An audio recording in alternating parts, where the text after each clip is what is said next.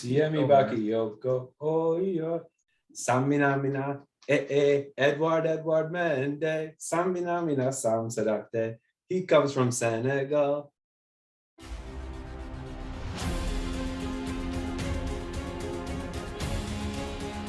And I think going out and get Saul was the top transfer of the market for Chelsea.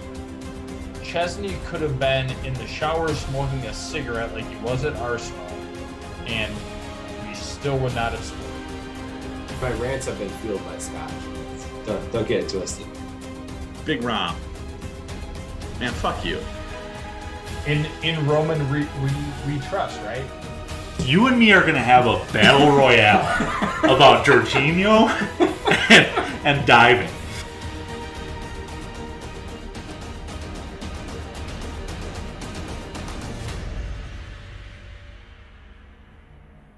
The flag stays down! All right, welcome to a very somber edition of Flag Stays Down podcast. We are at this point drinking, mourning the loss of Tommy T, and deep down inside, I think looking forward to calmer days. But at this point, we want to give some credit where credit's due to the man himself, to Thomas Tuchel. So we're just gonna kind of vent in this one. This is gonna be kind of a free flow episode. So if you're into that, you're in for a treat tonight. Drinks will be flowing, the boys will be flowing. Good stuff. So just quick introductions. You got me, Andy. As always, you can find me at Comiskey North. You got Matt at Matus Lee, and you got Parker at DJ Parkour. We are live on Twitch. Feel free to follow us there. And with podcasts, subscribe, rate, and review. So let's get into it. This is how it happened for me. I woke up at like 6 a.m. this morning, Central Time, standing there taking a piss, looking at my phone, and first thing that pops up, Thomas Tuchel, I forgot the phrasing, but it was not relieved of duties. I forgot what it was, but Part company. Yeah, part company with Thomas Tuchel.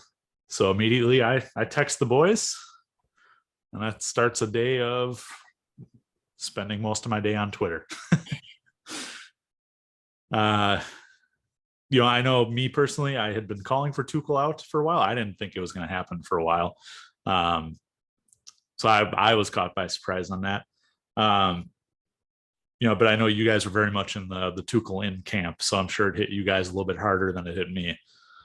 What were your guys' first reactions this morning? Yeah, man, it was shock. And then as you started to peel the onion back and learn more about some of the inner doings, it was even more shocking that this was kind of in the works for, the decision was kind of made before the game. We had a pretty bad loss on Tuesday, which usually we have something like that throughout the season where we have a loss that can't really be explained, or we can't really come to terms with how the hell that happened and lose to a team we shouldn't. But to wake up and see, it was a message on my iPad from the club, like, oh boy, those are never good. So after a few weeks of good messages coming through about us signing players and all of the good business that we just did in the transfer window, this one was a lot different. So yeah, man, the first thing I said to you guys, which was a little bit after the math, was I understand all of the reasons why this happened. However, I cannot be happy by this decision today. This decision for me sucks.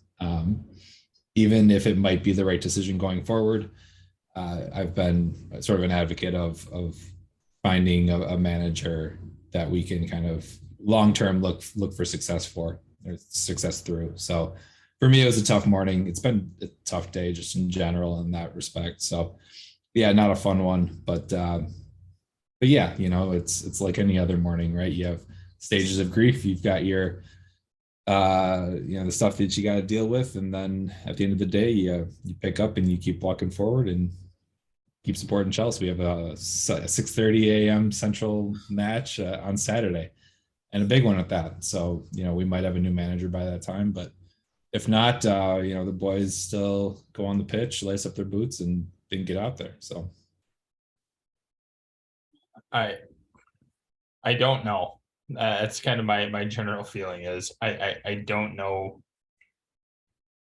Happy, sad, right, wrong. I'm not entirely sure. When I initially saw the news,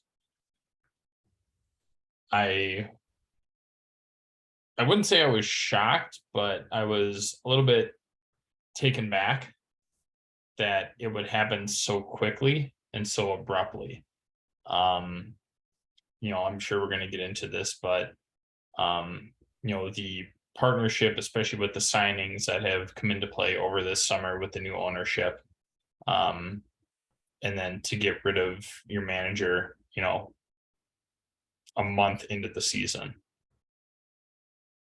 It seemed a little bit rash, in my perspective, but I can kind of understand it. I think the timing of it. So I guess I put it this way: had this happened in December, Collins, like you had previously been, prophesizing, I think we all would have been more understandable about, yeah, it was probably time and whatever. But given everything else that's been going on, new ownership, you splash close to 300 mil on new players, and the manager has been very heavily involved in those decisions. So you're trying to build his team that he wants, and then you get rid of him a month after the actual season itself starts. I don't like it. Do I think it was probably the right decision? Yes. The timing of it is just very complicated for me as far as how quick it happened. And I guess that's probably the biggest piece that I'm trying to figure out. And we talked about, obviously, with Graham Potter and all the stuff that we saw come out today and things like that. Like, I get it, but why make that move now? I guess that's kind of my biggest question, especially when you look at other teams that are kind of struggling, other like Big Six teams that are kind of struggling. Like, Tottenham has been okay. Arsenal have obviously been playing to levels that we haven't seen since we've started watching Premier League football regularly. United is kind of coming into their own. Cities doing city things. I don't know. It just seems like things are a lot more chaotic in the Premier League, and then having that defeat in the Champions League obviously didn't help the situation, but I don't know if it necessarily called for Tuchel to be let go or to part company with Chelsea as that kind of happened. It seemed very quick, and I don't know if that's like a bully statement or what's going on with that, but it just seems confusing as to why it all happened so quick and why it happened right now. And I think a lot of today has been trying to figure things out, to put the pieces together of all the different reports that we're getting in, and just try to get in the head of Todd Bowley and that ownership group. And I think it's not so much this season. I think it's a zoomed out decision. You take into account the form at the end of last year. You take into account a very poor preseason, and then you hear reports today that Bowley wanted Tuchel very involved in the transfer dealings. He wanted daily calls with Tuchel, which Tuchel did not want. There are reports today that a lot of dealings were done without Tuchel. Tuchel had to find out on TV that Callum Hudson-Odoi had been loaned and that he was in Germany for his medical. There were differences on transfer targets. Tuchel really wanted De Ligt, no matter the price. Bowley really wanted Ronaldo. Tuchel vetoed that. I think the two just didn't have a great working relationship. And from what it sounds like, this was decided before the Champions League match. And you look back and you put together all the pieces with Brighton here. It seems like we may have been talking Graham Potter for a couple of weeks now, just with the unusual just talk between the clubs.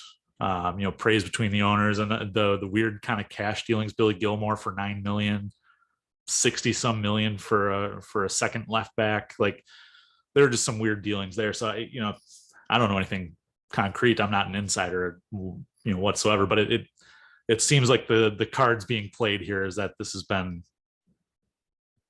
kind of an ongoing decision here. It's one that was decided a couple weeks ago. I mean, Collins, you are the conspiracy theorist out of all of us, so this plays very well into your wheelhouse. And yeah, like, a lot of things kind of add up to help support that.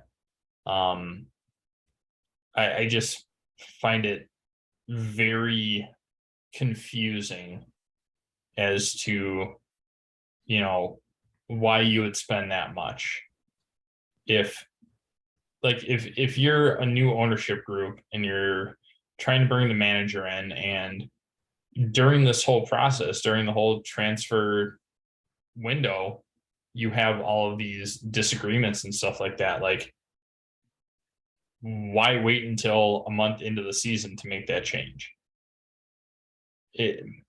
Again, the timing of it is very suspect, which again, Collins plays into your theory.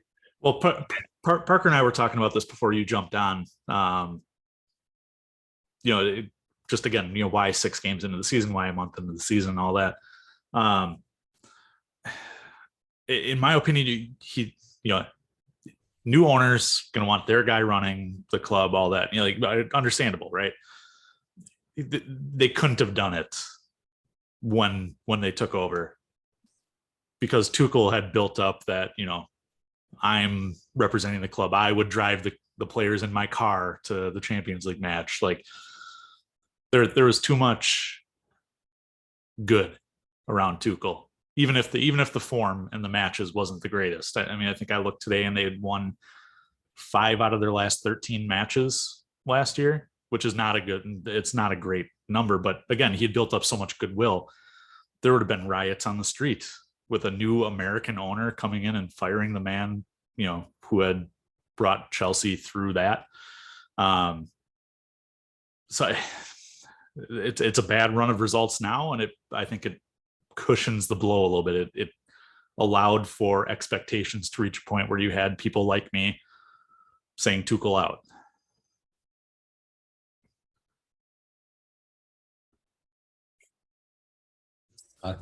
I don't even know what to say about it, man. Tuchel was that guy for us, and with all respect to Bowley and crew, they're new owners in a new sport, and the perception that we had as fans, we covered the who's going to be our next owner extensively. I mean, we talked about it week in, week out. Who Ricketts out, everything, right? We talked about this a lot, and the message that we got from Bowley and crew was that we back Thomas Tuchel, we trust him, and that's our guy, and that's kind of how we want to see this thing going forward. Now, I know, like most presidential races, you have a campaign and then you get in office and you get to do whatever the hell you want. I understand that, but this seems to be like a complete bait and switch on that kind of a point, where it seems like they're not, they're very much not compatible, and their working relationship deteriorated, but seems like pretty quickly. I guess my question is, like, who made Bowley and his crew experts on transfer targets? Like, you want Ronaldo for what purpose? Like, is it because you think he can help you win games or sell jerseys? Like, I don't know the answer to that question. But for me, if Thomas Tuchel, an experienced manager who has played in multiple leagues and, has been through the depths with this team at Chelsea, if he doesn't want him, that tells me something. Like, that tells me that might not be the best person to bring into the team, whether it's a locker room thing, whether it's just a salary thing, whether it's we don't think we can control his ego, to whatever you want to chalk it up to. If he's telling me that he's not a guy he wants to go after, because I can promise you, if he's a guy that you think can win games, he's going after him. Like, Tuchel wants to win. So if it's a guy that he thinks can help the squad and put us in a better shot to win, he's going to go after him. So for me, it's just like, you get all of these reports about conflicting transfer targets, and I'm just like, we need a director of football. We need the Marina and the Czech to discuss this with Tuchel to figure out strategy. We didn't need Roman to do that. Roman was very much on his either second largest or third largest slot in the world. I'm not sure which one it was at the time, but we needed Roman to finance the stuff, and then to let other people who are more closely, connected to the situation, make those deals happen. So that's what really confuses me in all of this, because I don't think it's really Bowley's position to be telling him who to bring in this situation until there's a qualified director of football who can have those discussions. So I saw something in relation to us going after Anthony Gordon, which you both know I was a big fan of, and I still am. From what I read, it sounded like Bowley wanted him based on data and analytics. Collins, our resident stat guy, that's where Bowley was going and trying to get this all from. And it's kind of that age-old question, right? Do you pass the eye test or do you pass the stat test? Stats can be padded, right? But if you see a good player, it's a good player. I'm just using Anthony Gordon because that's the article that I was reading about, specifically about him. But it kind of backs that, like, Tuchel, an experienced manager in multiple different countries at the highest level in a lot of those countries. He knows, like, he sees all of this stuff. He knows what he wants for people on his team. And if Bowley is just going purely stat based, I don't fully support that. I doubt Todd Bowley is a smarter man than that, and the Dodgers are run a different way than that. It's not stat reliant, but stats are certainly a part of it. I doubt it's completely stat based on that, but I can see his frustration with Tuchel on Ronaldo, because I have the same thoughts as a fan. Is, well, you can't get your guys to score. I can go out and get this guy on the cheap who has 700 career goals. What do you mean you don't want him? So, like, I know that there's other stuff involved with Ronaldo. I'm not saying that there's not, but I'm saying from Bowley's perspective, like, I can see why, he may have lost faith in Tuchel. And from what it sounds like, that, the beginning of this season, and apparently starting with the Arsenal preseason match, which we had the joy of watching live together, was kind of the beginning of it, where Tuchel was starting to get where Bowley was starting to get the impression that Tuchel had, for lack of a better term, lost the locker room, and his tactics were no longer effective or effectively taught to the group. And I think that we've seen that over the first 6 matches. So again, it is weird timing. I'm not disagreeing on the weird timing of the firing, but part of me thinks it's to cut the rot, to cut it early, so you're not falling too far behind if you want to make a serious push, which God, we've spent almost 300 million pounds this summer, you know, Boley probably wants to make a serious push at some silverware. So you don't want to fall too far behind too early.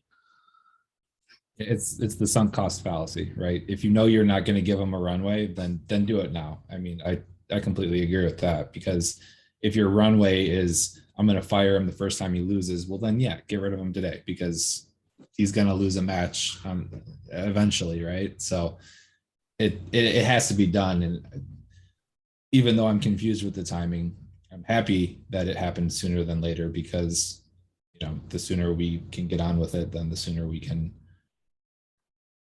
you know, push forward and rebuild and retool and figure out what our identity is. I'm going to keep saying that fucking phrase until we actually do, because I don't know what our identity is as a team right now. It's a wing back attack, and I don't know if that's how we want to be defined. And I think to change a bit and how we play, just really critically how we play week in, week out. So yeah, man. I don't know. I'm rambling. Let's stop. No, that's like the point of this episode. Go ahead, man. So one thing I want to do is, because I feel like a lot of today has been focused negatively on Boley, focused negatively on some people focusing negatively on Tuchel, all that. Yes, I've been pushing for Tuchel, but I still respect the guy. I love, that he brought us trophies. Like I feel no ill will towards the man. So I would like to celebrate him for a little bit here. So I did some looking back at, what he's all accomplished. And you look at when he came in 2021, what was it, January 2021, we were in kind of a similar form to what we are now. We had lost 3 of our last 5 in the league. We had dropped from like 3rd to 9th. Tuchel takes over and we go unbeaten in the league until April 3rd, which was a weird loss. I remember that one specifically because that was the one we gave up 5 to West Brom. So we finished that season losing out in the FA Cup final to Leicester on a bullshit goal by Matt's boy, Yuri Tielemans. We shut out Atletico Madrid over 2 legs. We equal out against Porto on 2 legs. Beat Madrid in the semifinals.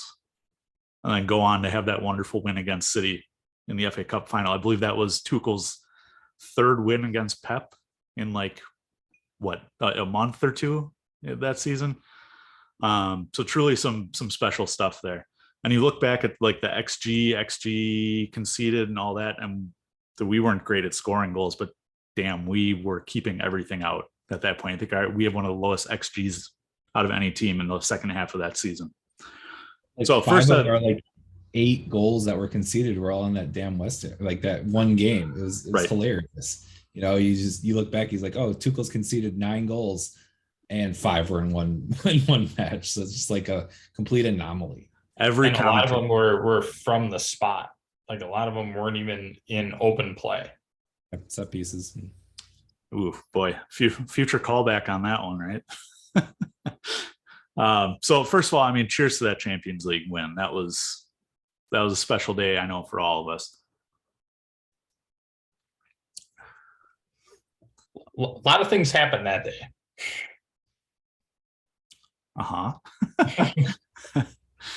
Like get drunk in Matt's driveway, say, hey, let's start a podcast. Okay, let's call Parker.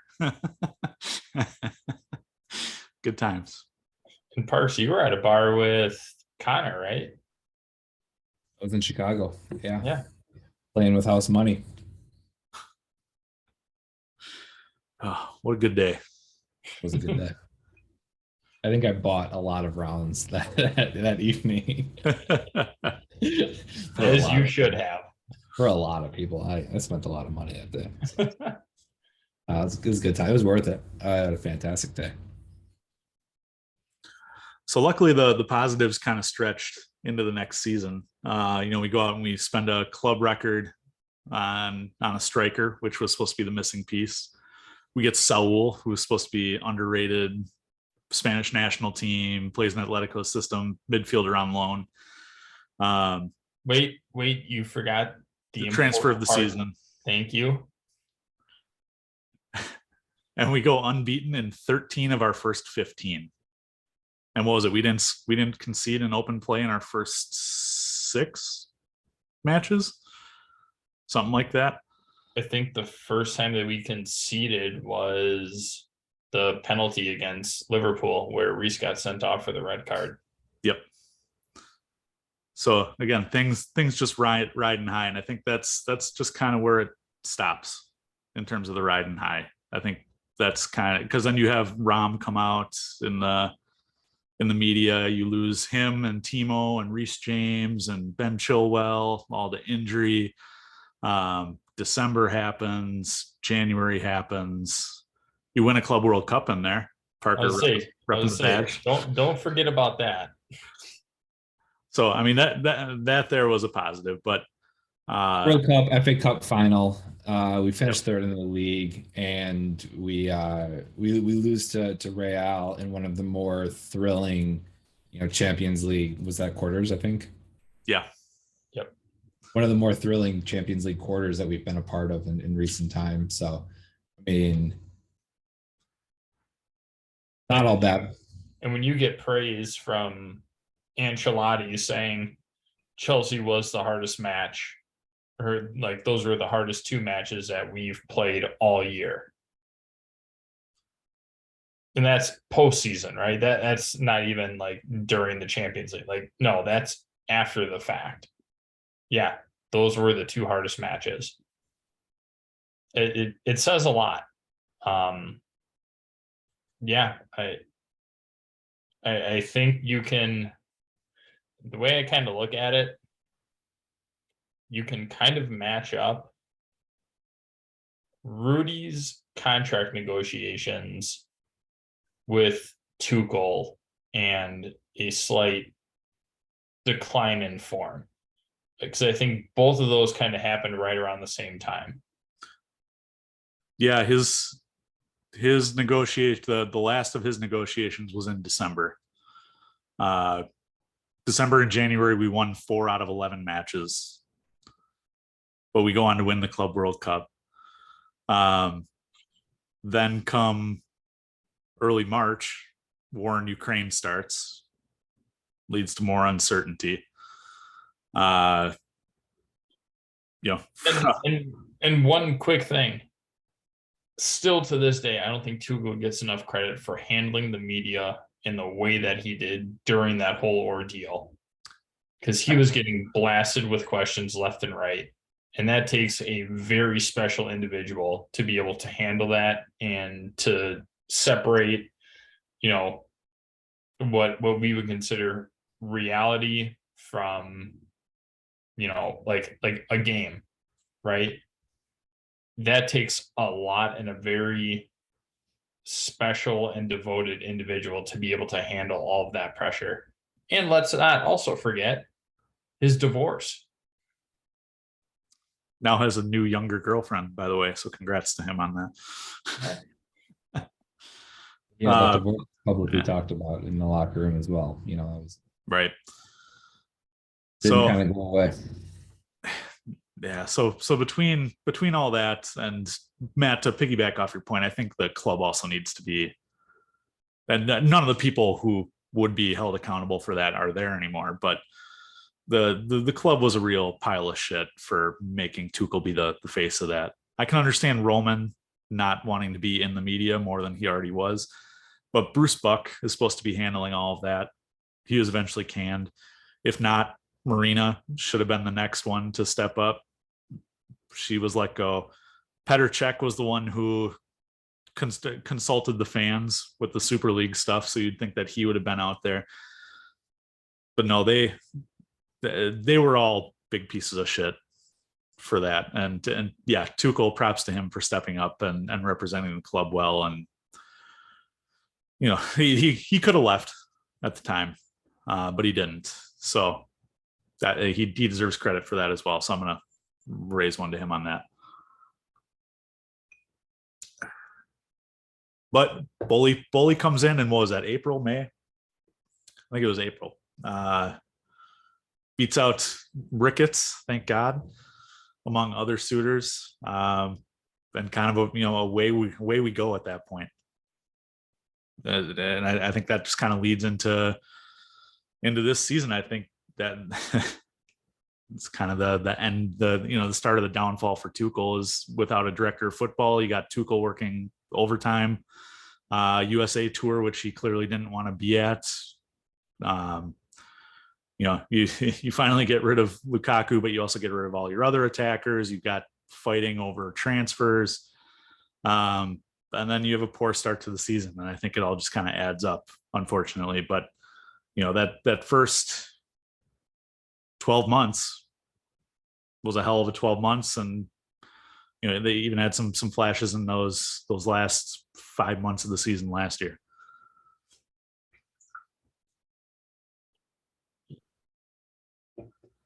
The man did his job. You can't argue that fact, right? When you get to this level in the Premier League, it's about winning that hardware, right? Like, he did it. And if he didn't, he got pretty damn close.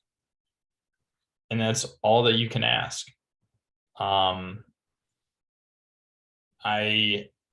So one of the things that I kind of think about right now, looking at the Liverpool situation as a team, Klopp has had 7 years at Liverpool, something like that. It seems like the message is kind of drying out. Some managers, it happens quicker than others. I think we saw that as American football fans. We are supporters of the Green Bay Packers. Collins, I know that you're kind of split with the Chiefs. Parks, I hope that you're not split with the Vikings. Thank you.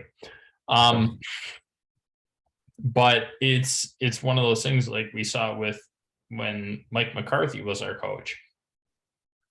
The message just gets old, and no matter what you say or do, the players aren't going to react the way that they normally would have. And I think maybe we got to a point where the message just kind of ran out. We saw that from what it looks like, at least from what I've seen so far this season, a lot of people, or a lot of the players seem to kind of try when they want to, but are not really buying into the system anymore.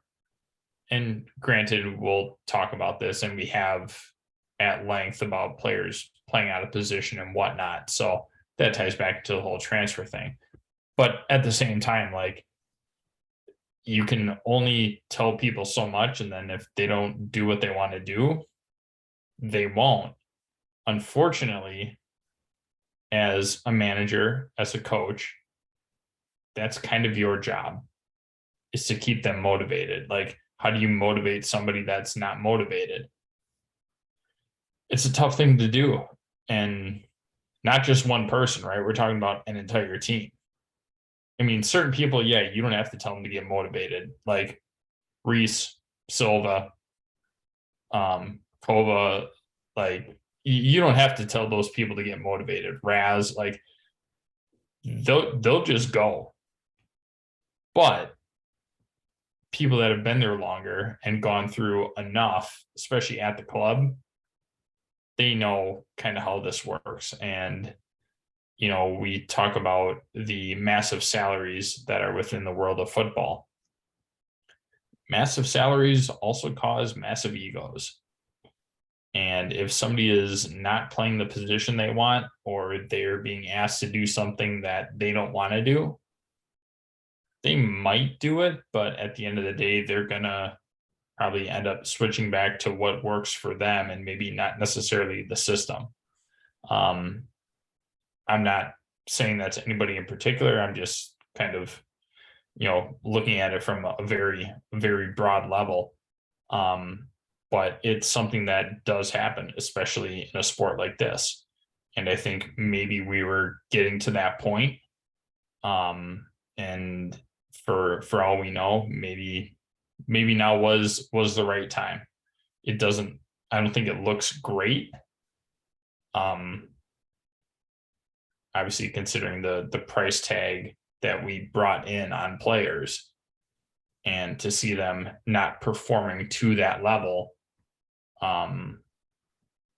it makes things a little bit more difficult. But at the same time, you're paid to do a job. Do your job. They're professionals. They go through different managers. Styles change, systems change. You got to adapt. You may be onto something with it just kind of drying up. Tuchel, obviously this past game was his 100th with Chelsea. PSG, he managed 127. Dortmund, he managed 107. That, you talk about Mourinho, the third year effect.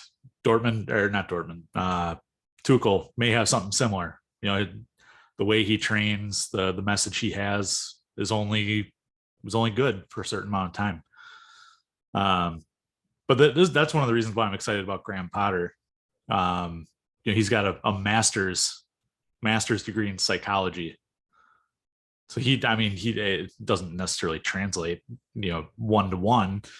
But it's something I think that is helpful in man management, is being able to know the psychology of your players, to be able to act on that. But time will tell on that. I'm super curious to see how it goes, because it seemed like we've had two pretty extremes in the past two managers, where Frank was the players coach. He was a very rah-rah guy. He was a very complimentary guy.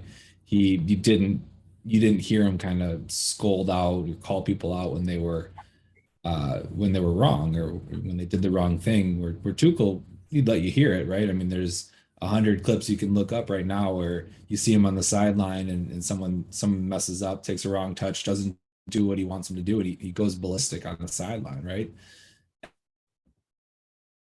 Ends of that spectrum. I feel like Graham Potter's a lot closer to Frank than he is Thomas Tuchel, and so is that going to be the best way to get the best out of the players? I'm not sure, and time will tell. But yeah, this whole manager switching thing, I can understand a message getting stale after 7 years. Like, if you hear the same message over and over for 7 years, that gets stale. And I totally understand that. But to me, this feels like this is a concept that none of us three have gone through quite some time. But when you're in the dating field and you get a new girlfriend and everything is great, and you have this period of time where life is wonderful, and you have this honeymoon phase, and at some point that honeymoon phase runs out and life gets real. And if you continually run away at that stage, you're never going to find a wife. You're never going to get a partner that you want to spend the rest of your life with, because you have to work through the hard part to get to the really fucking good part of life. And I know that doesn't translate 1-to-1 with football managers. I'm not stupid enough to say that. But at some point, you have to work through your shit and lay your cards on the table and say, this is us. I'm going to be me and you're going to be you. We have to find a way to make this thing work. If we want to make this thing work, we got to figure out a way to make it work. And not every couple is destined for marriage. And I'm not trying to say that either. But if you're a serial dater, it's never going to end up in the marriage. It never gets there, because you're always going to have the honeymoon phase. You're going to dump the girl and then have a bright spot for the next 6 months, and you're going to be on a high again. And then it runs out. And that's a pattern that I don't want to keep going through as a fan. I don't want Graham Potter's message to get stale in 100 games. I don't want to see it, because that's what life is at Chelsea, is your message gets stale in between 6 months and 2.5 years, because not many people make it past that. So one thing that I do wanna call out, I will give myself a pat on the back. Because I did propose the question, is Tuchel the second coming of Mourinho? Where he goes, he gets about 2 years, maybe 2.5 years, and then it kind of goes to shit. Collins, your stats have kind of backed that. Kind of. I'm not saying the 3-year Mourinho thing, which has been well documented, but it's similar. Like he's at Dortmund, he gets teams really close, and then he's gone. He goes to PSG. Yeah, they win the league because there's really nobody else to compete with out there. And then they don't win the Champions League, and then he has a bust up with ownership, and then he comes to Chelsea. We end up winning, kind of going through that, have a decent season last year, and then this year starts off and he's done. I see a common trend with that, so giving myself my own props. Parker, I've got a follow-up question for your point here. Just playing devil's advocate. I fully understand the point that you're making, the analogy you're making. Like I get it. It makes sense to me. But what is marriage to you?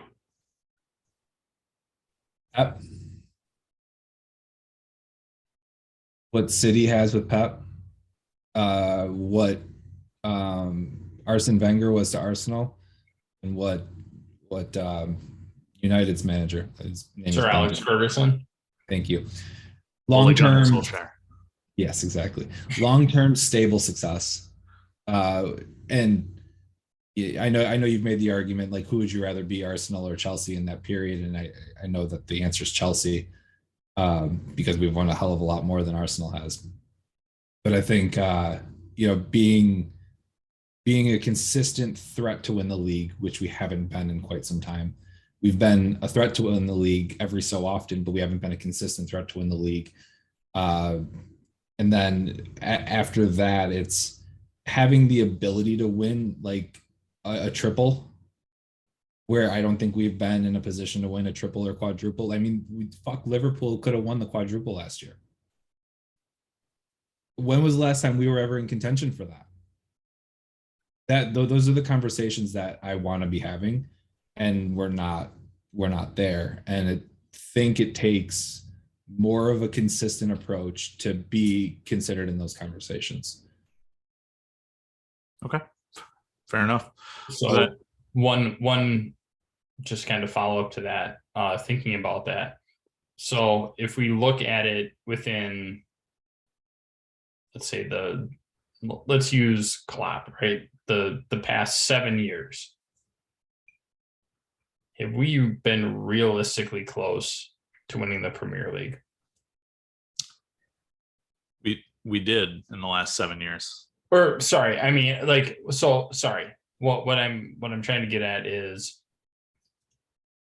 in recent memory, when you go up against, when you're looking at City and Liverpool, two teams that have consistent managers, right? They haven't changed, but they're always at the top. So let me say the last 3-4 years, when they've had time to implement their systems, get their players that they want, blah, blah, blah.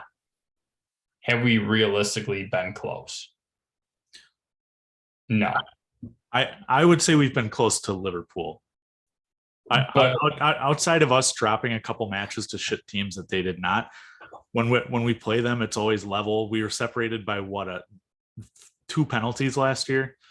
We're over 4 matches, and 2 of them went to 120 minutes. Right. And we've won more trophies than them in the last 4 years. Like, them being second doesn't mean shit to me. All that matters is who's on top, and no one is close to City. as terrible as that sounds, no one's going to be close to City for the next probably 3-4 years.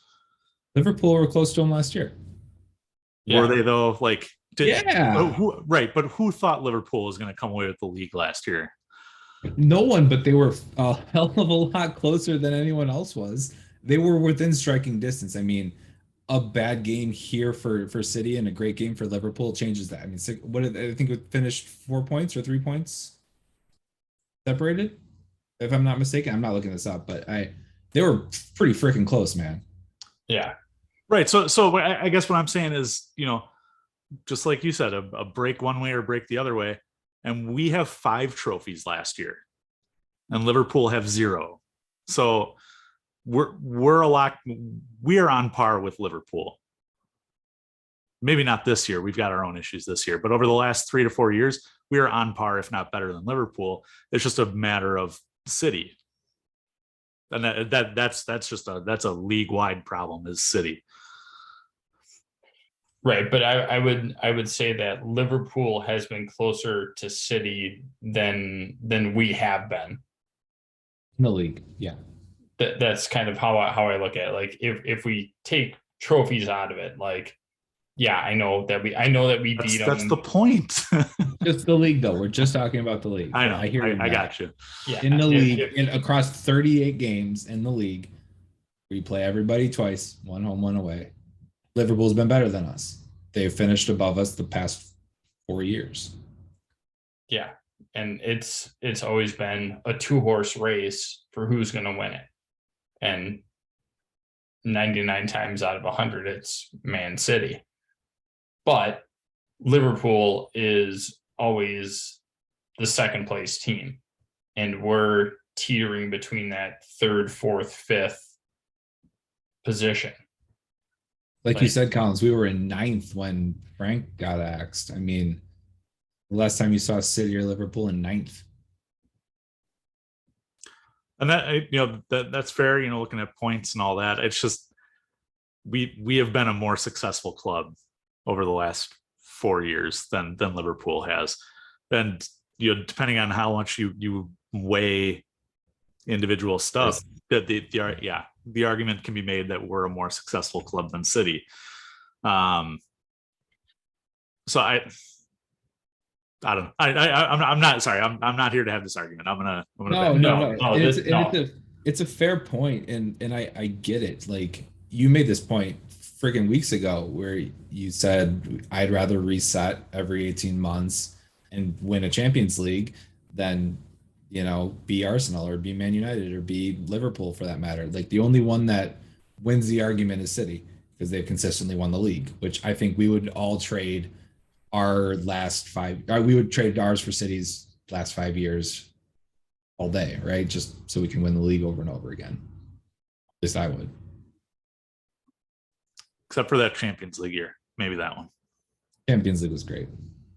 But I mean, we can look at it and say we had your number that year in that game, and they can look at us and say we had your number all the other years.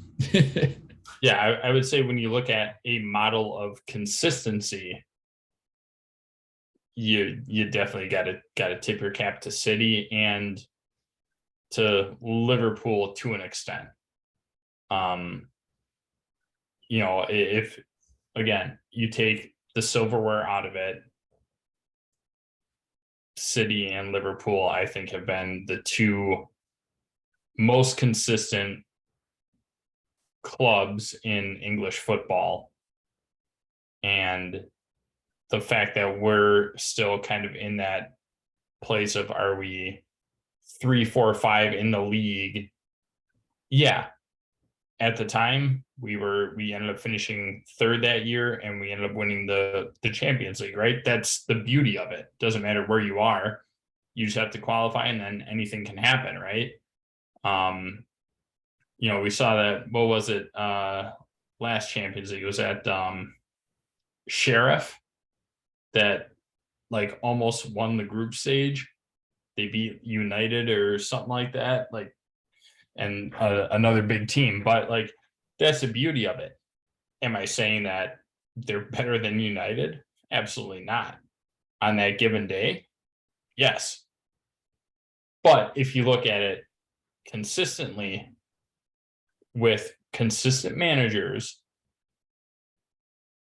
they have been the more consistent clubs. So that's where it ties back into Parker's point of you want a manager that can be around, right? You want that wife, that husband, that partner, whatever, longer term than you do every 18 months, hit the reset button, because it'll show that consistency more times than not.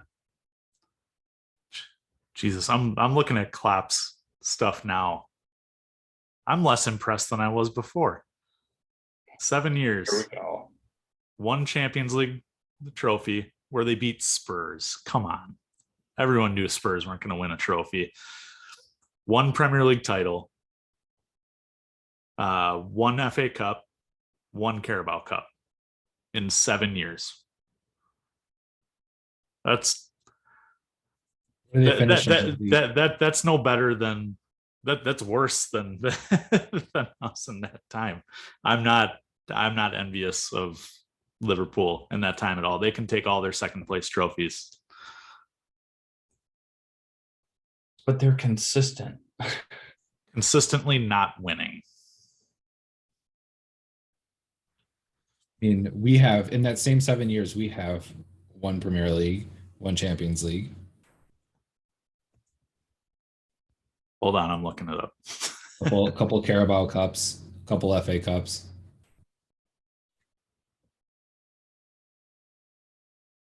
Not that much different, and they finished above us every year in the league, which you have to count for something. I know you don't. You're not going to, but you have to count something that they did beat us in the league. They actually got more money allocated to them because they beat us in the league. And they have been for those 7 years. Yeah. Except for 1. All right. Last 7 years, we have 2 Premier League titles. We have an FA Cup. We have a Carabao Cup. We have, sorry, now I'm scrolling to the European stuff. We have a Champions League. We have a Europa League. We've got a Super Cup, and we've got a Club World Cup.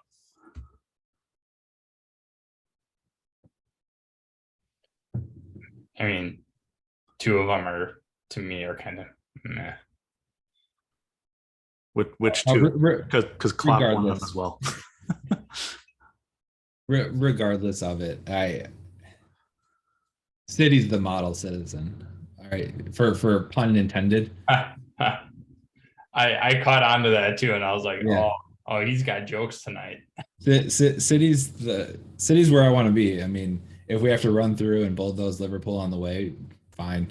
But City is where I want to be, and unfortunately, they keep finding ways to bolster their team instead of taking steps backwards. So they're going to be a tough one this year, and Liverpool's taking a step back this year alongside of us too. There could be a bigger shakeup than I think anyone's anticipating. But you know what? Like, I'm a big enough man to say, like, this isn't changing, right? I'm not going to keep looking backwards because I don't get anywhere by doing so. If Graham Potter gets the runway that I wish Thomas Tuchel had, and Graham Potter's successful in doing so, and he proves my point, fine. Like, if he's the guy that breaks the camel's back, and then we have a new sort of philosophy in it, I'm happy with that. Like, I'm not going to be salty about it, and I'm not going to be vindictive and wish ill will on him. Like, I'm still going to support the club, still going to cheer for him. I'm not going to be bad about it. I wish it happened to Tuchel. Like, that's like, and in the back of my mind, I feel like if these stupid fucking sanctions didn't happen with Roman Abramovich, we wouldn't be talking about this right now. Like, a lot of roads lead back to that in my own head. Like, if he wasn't forced to sell the club, just still think is unjust. I'm going to go on record and just say that, because we don't talk about that ever anymore. We've all moved past it, but I still think it sucks. If he wasn't forced to sell the club, then I don't think we're having this conversation right now. I really don't. So I don't agree with you on that, but and it reminds me of a question I saw floating on Twitter yesterday that I was like, oh, this would be a great pot after dark question. And then it just so happens that this happened today. What would have been your guys' red line? What would have put you guys over the edge and say, we need a change? Because I told you guys mine was the Leeds match. We don't get smashed by Leeds. What would need to happen for you guys to have said, okay, now is the time? For me, it would have been not getting past the group stage of the Champions League. I think that would have been the actual kind of linchpin to set everything off. Yeah, I know that we've talked about the Premier League a lot, especially in the last 10 minutes. So like I get that. I'm just using that as a reference. But I think if you hold your own in the Premier League and then you get bounced as the Club World Cup champions, the Champions League winners from 2 years ago, if you get bounced in the group stage, no, that is, you really don't have a defense for that. So that would have been my alarm and my trigger point to be like, all right, we got to switch it up. Looking when that would be, when our last group stage matches. Probably before the World Cup, so probably mid-November. It's 11-2. Yeah, first week in November. Which would align, right? Because everybody's going off on the World Cup and blah blah blah, and then you still have your January period, right?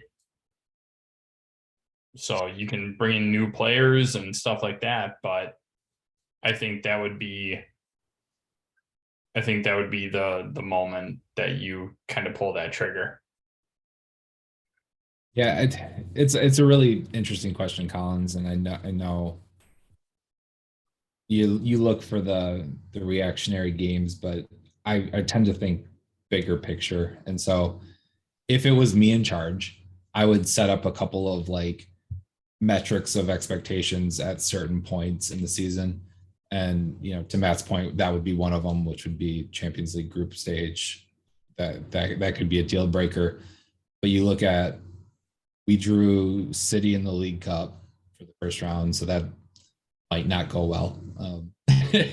You can chalk that one up to an L, but you know, I think in an ideal world, yeah, you line it up with the World Cup and you evaluate your position, because we play a couple matches in the league after that last Champions League match.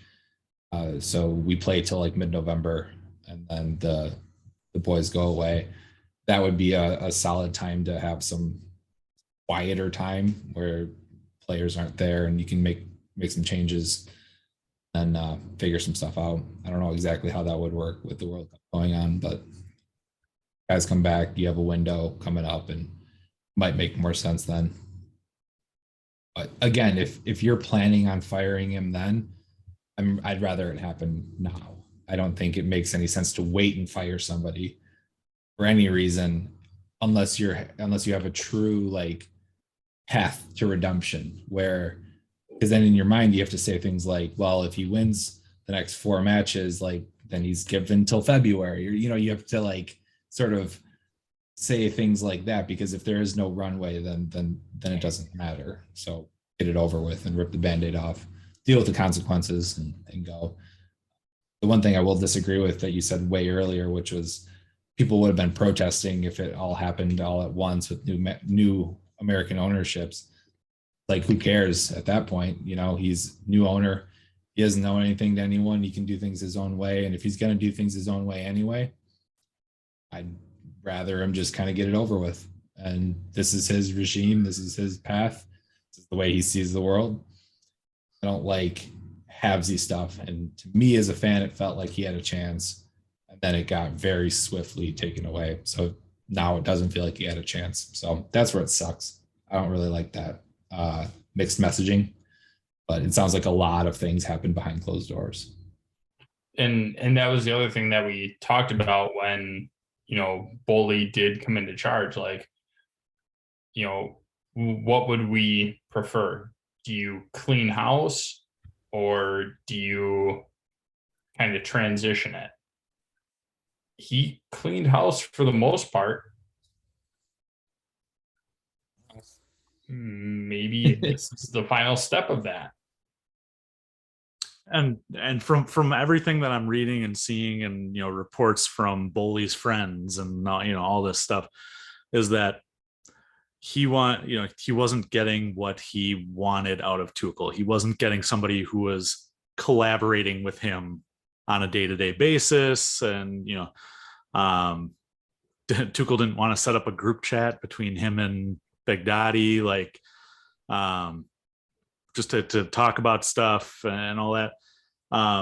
Apparently Potter's on board with that.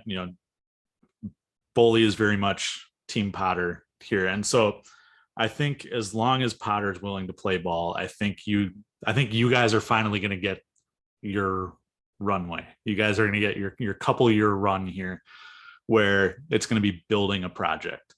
And so, yeah, Matt, I think you're right. I think Tuchel was the last piece, because Tuchel didn't want to play ball the Boley way, which it is Boley's right to, if your employee's not working well for you, then, find somebody who will. To be fair, if you didn't play the Roman way, you were gone way quicker. Oh yeah, no, absolutely. And so Next day. That's the if you said no, done. Yeah. Go to Siberia. You are sent to Gulag. Gulag, thank you. I was struggling to find that word. But that led to the last point that I had. Oh, okay. And then I lost it. Now I got it back. Yeah, weird. Brought to you by Beer Barrel Bourbon. I don't want to toot my own horn here, but I've got 20 years of watching Chelsea experience here, and I know you guys have quite a bit of your own here, but you guys will always be my little newbies. I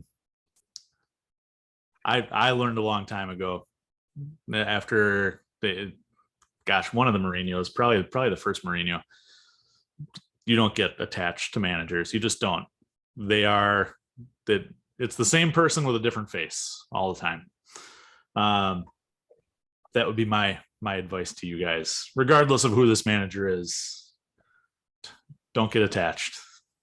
I know we have a new regime that may change, but I love that GIF, guy in the suit standing at Stamford Bridge. It's Chelsea thing. So that's what I leave you guys with today. It's a fair point.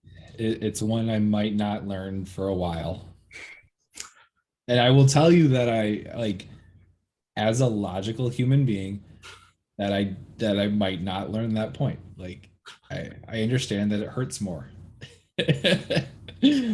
However, it's hard not to. It was really hard for me not to get attached to Tuchel. There was so much about him that I loved. He spoke his mind. He gave interviews that I've never seen in sports before.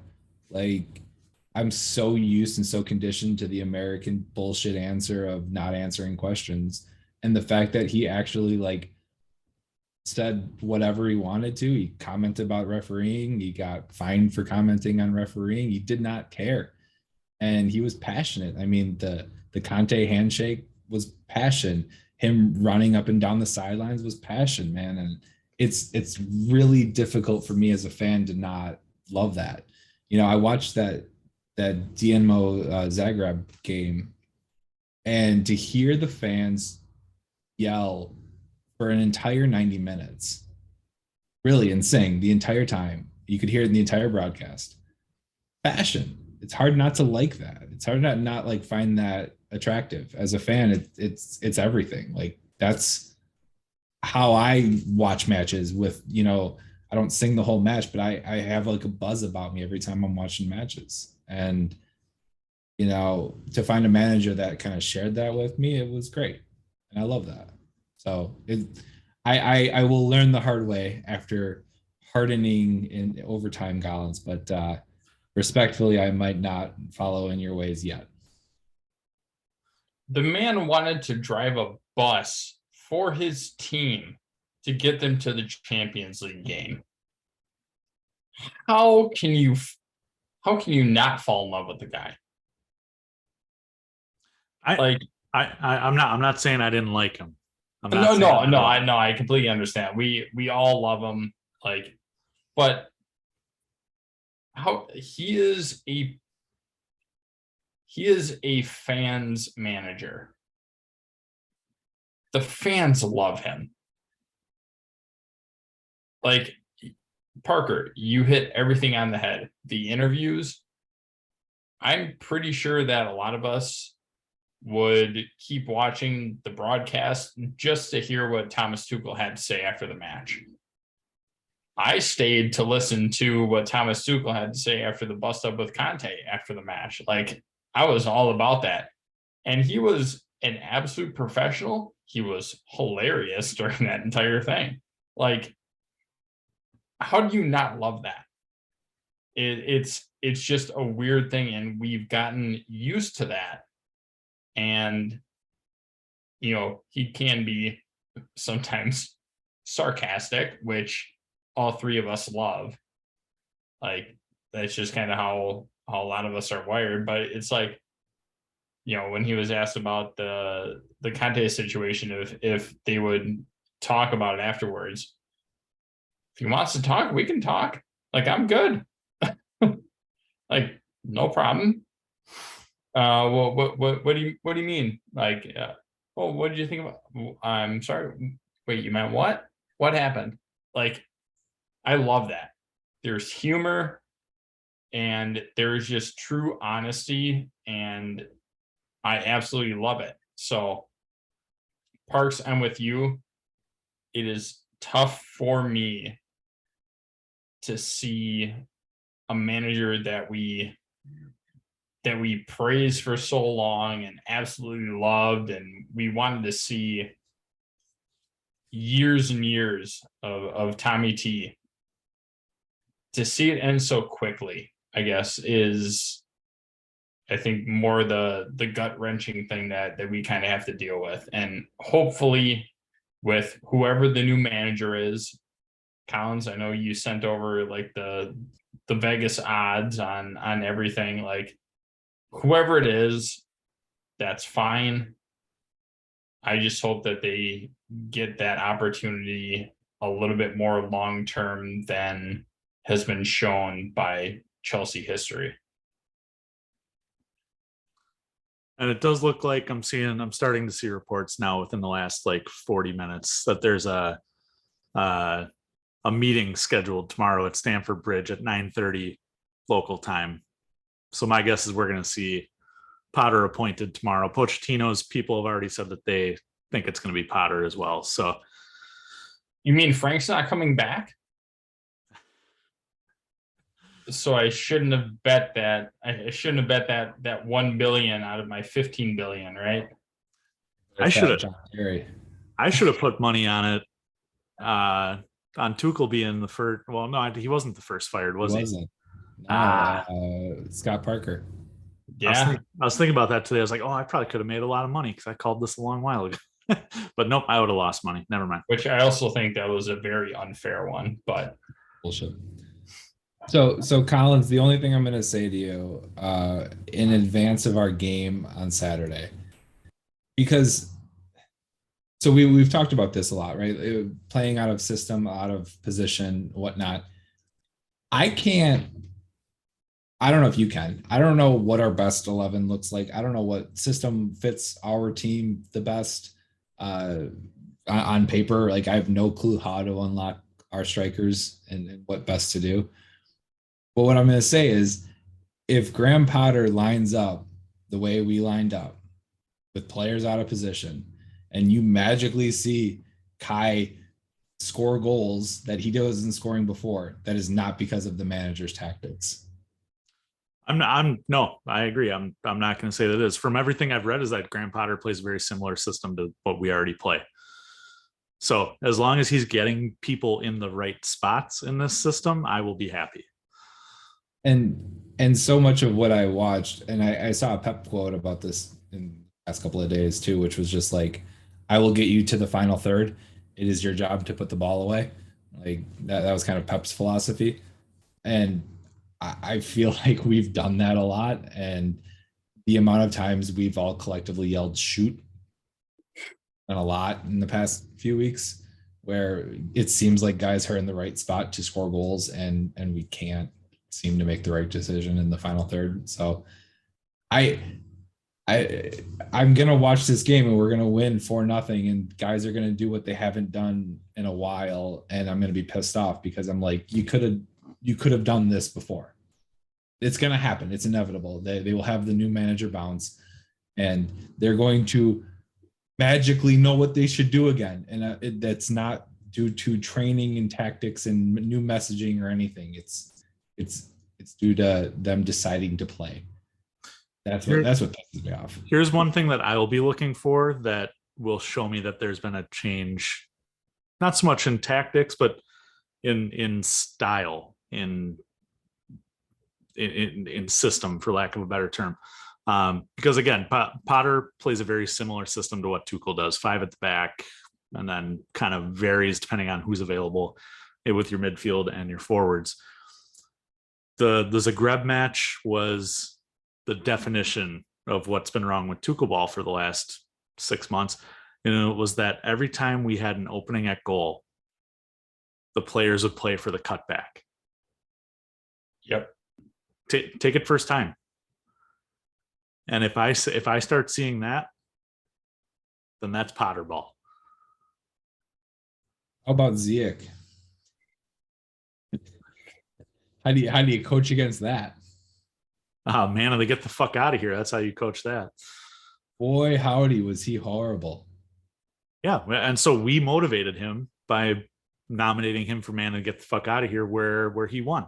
So Matt, I owe you a beer because you fucking put Ziyech on and he was the goddamn ringer. I don't think it was even a question. Well, I saw reports of by far the worst cameo I've ever seen in a Chelsea shirt. I made the bet with Matt before Ziyech came on. Tuchel will win, man, and they get the fuck out of here. Like, I will bet you a beer on it. And then Ziyech came on.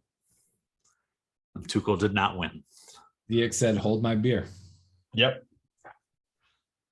All right. Well, let's wrap this up. At least the official part of the pod. We can keep chatting and shit.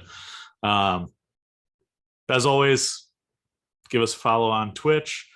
Subscribe, rate, and review podcasts. Give us 5 stars. Don't care what you say. Just 5 stars is good. Me, Comiskey North, Parker, DJ Parkour, Matt at Matus Lee, podcast at Flag Down Pod. Thank you guys for listening tonight. We're all pouring one out into our mouths for Thomas Tuchel, and looking forward to Graham Potter tomorrow. Cheers, boys. We're pouring out bourbon, by the way, into our mouths. Just want to make that clear.